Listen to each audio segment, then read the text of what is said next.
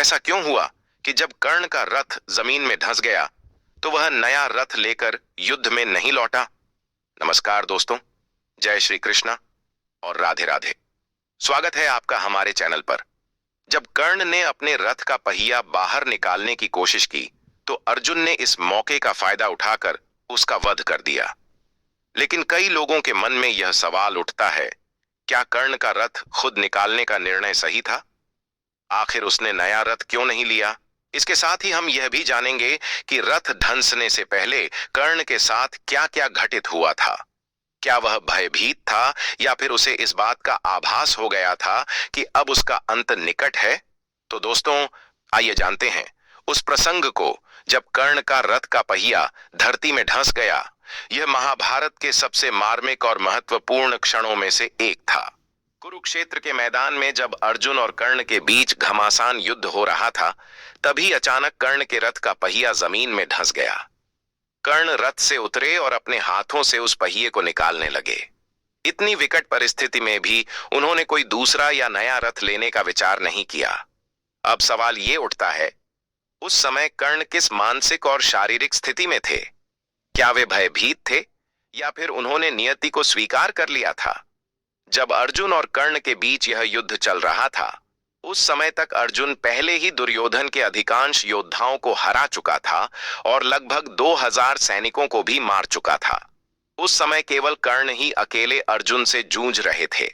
इसी दौरान जब अर्जुन ने कर्ण का अंत करने के लिए रुद्रास्त्र का आह्वान किया, तभी कर्ण का रथ जमीन में धंस गया और अर्जुन ने वह रुद्रास्त्र नहीं चलाया।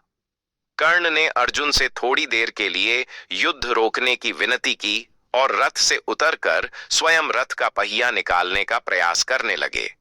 कथाओं के अनुसार उस समय तक कर्ण को यह आभास हो चुका था कि अब वह अर्जुन के प्रहार से नहीं बच पाएंगे। श्राप के प्रभाव से कर्ण ब्रह्मास्त्र का प्रयोग करना भी भूल चुके थे।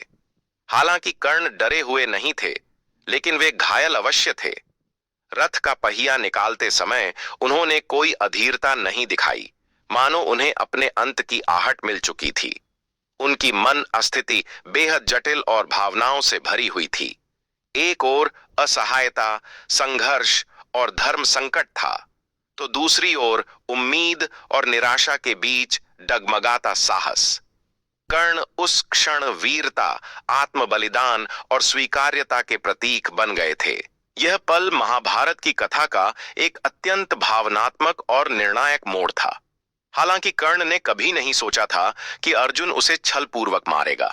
अब सवाल ये उठता है, कर्ण ने रथ का पहिया निकालने की कोशिश क्यों की और वो किसी नए रथ पर क्यों नहीं चढ़े?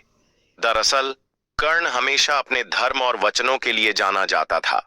जब उसका रथ जमीन में धंस गया तो उसने अर्जुन से युद्ध रोकने का आग्रह किया और खुद पहिया निकालने में लग गया।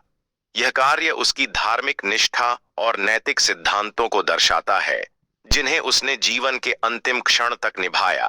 साथ ही युद्ध के बीच किसी नए रथ की व्यवस्था कर उस पर चढ़ना आसान नहीं था। उस समय परिस्थिति बेहद कठिन और अस्थिर हो चुकी थी।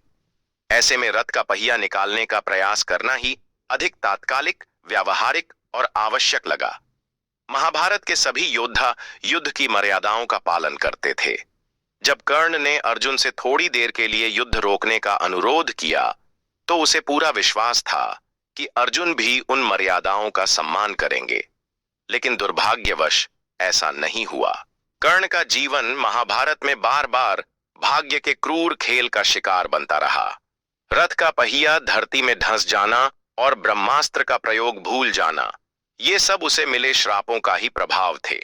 इसलिए भले ही अर्जुन ने कर्ण को छलपूर्वक मारा हो, परंतु कर्ण की ऐसी मृत्यु तो मानो पहले से ही नियति द्वारा लिखी जा चुकी थी।